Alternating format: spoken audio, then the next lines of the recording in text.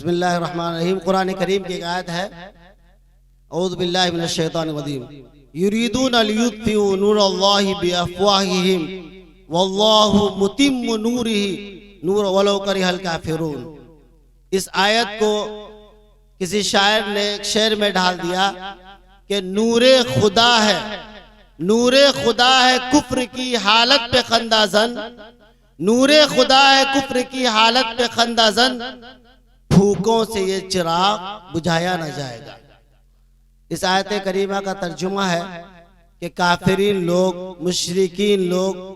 اسلام کے مخالفین لوگ اسلام کے چراغ کو اپنے پھوکوں سے بجھا دینا چاہتے ہیں، لیکن اللہ اسلام کے اس چراغ کو قیامت تک جلا کر رکھنا چاہتا ہے۔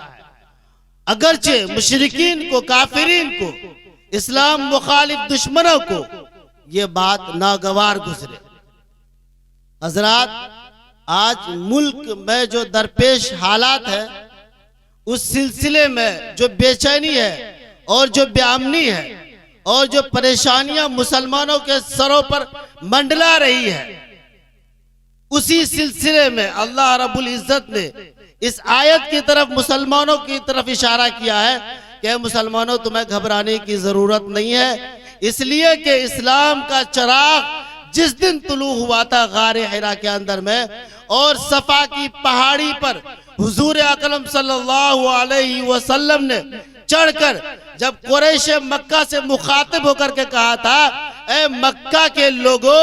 کیا تم یہ گواہی دیتے ہو کہ اگر میں یہ خبر دوں کہ اس پہاڑی کے پیچھے دشمنوں کی ایک بہت بڑی فوج ہے جو تم پر حملہ کرنے والی ہے، کیا تم میری بات کا اقرار کرو گے؟ کیا تم مانو گے؟ تو قریش مکہ کے تمام احباب نے اقرار کیا تھا کہ اے محمد، تم صادق ہو، تم امین ہو، تم سچے ہو، تم امانت دار ہو، ہم تمہاری بات مانیں گے۔ اس وقت رسول اکرم صلی اللہ علیہ وسلم نے مکے والوں سے کہا، یا ایھا الناس قولوا لا الہ الا اللہ تفلحوا۔ اسی وقت یہ دشمنی شروع ہوئی اور یہ دشمنی آج تک چلتی آ رہی ہے۔ علامہ اقبال علیہ الرحمہ نے کہا تھا، ستیزہ کار رہا ہے ازل سے تا امروز،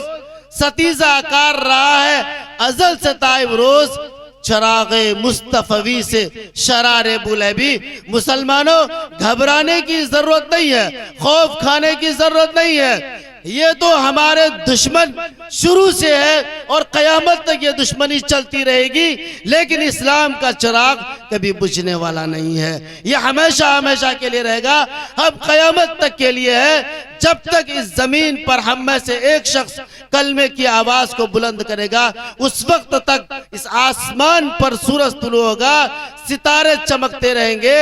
اور چاند اپنی روشنی پھیلاتی رہے گی، اور پھولوں میں خوشبو اور پودوں میں پھول اور اس طرح کی چیزیں آتی رہیں گی۔ حضرات، میں ایک بات اور عرض کرتا چلوں کہ آج جو بے چینیاں اور جو پریشانیاں ہم پر ہے، اس کی ایک وجہ اور ہے جو میں بتا کر اپنی جگہ لینا چاہوں گا ایک شعر کے ساتھ، کہ افسوس کے تعلیم و ترقی میں ہے پیچھے، افسوس کے تعلیم و ترقی میں ہے پیچھے، جس قوم کا آغاز ہی اقرا سے ہوا تھا۔ قرآن کریم کی پہلی آیت نازل ہوئی ایک ایسے دور میں جب آپ مکے کی تاریخ پڑھیں، دنیا کی تاریخ پڑھیں، پوری دنیا ظلمت اور اندھیرگی میں ڈوبی ہوئی تھی، ایک ہی نہیں بلکہ کئی سو خداؤں کی پرستش کی جاتی تھی، لیکن ایسے وقت میں اللہ نے مسلمان قوم کو تعلیم دینے کا جب آغاز کیا تو سب سے پہلے اللہ نے کہا، اے لوگوں، تعلیم کو اپنا زیور بنا لو، تعلیم کو اپنے دامن کے ساتھ باندھ لو۔ دنیا میں اگر کسی قوم نے ترقی کیا ہے تو سب سے پہلے اس نے تعلیم حاصل کی ہے۔ آج ہم NRC، CAA یا اس طرح کے کسی اور چیز سے پریشان ہے تو اس میں ایک اہم عنصر، ایک اہم وجہ تعلیم سے دوری ہے۔ میرے بزرگوں، میں آپ سے عرض کروں گا کہ اپنے بچوں کو تعلیم دو، اپنی بیٹیوں کو تعلیم دو، اپنی بہنوں کو تعلیم دو، ہر گھر کے اندر تعلیم یافتہ افراد ہوگا تو انشاءاللہ ہم حکومت کے کسی بھی نئے قانون سے، کسی بھی کنسٹیٹیوشن کو ہم جانیں گے، ہم قانون کو جانیں گے، ہم حکومت کے غلط ارادوں کو پہچان سکیں گے، تو انشاءاللہ اس ملک میں آنے والے تمام حالات کا ہم سامنا کر سکیں گے۔ افسوس کی بات یہ ہے کہ ہمارے احباب، ہمارے بچے، ہمارے نوجوان بینکوں میں جا کر ایک سلپ بھروانے کے لیے دوسروں کے پاس جاتے ہیں کہ ہمارا پیسہ نکاسی کے لیے سلپ بھر کر کے دیجئے۔ اتنی زیادہ جہالت اس قوم میں آ چکی ہے۔ ہم اپنے گھروں کے اندر تعلیم کو بیدار کریں۔ اسی بات کے ساتھ میں اپنی بات ختم کرتا ہوں۔ وآخر دعوانا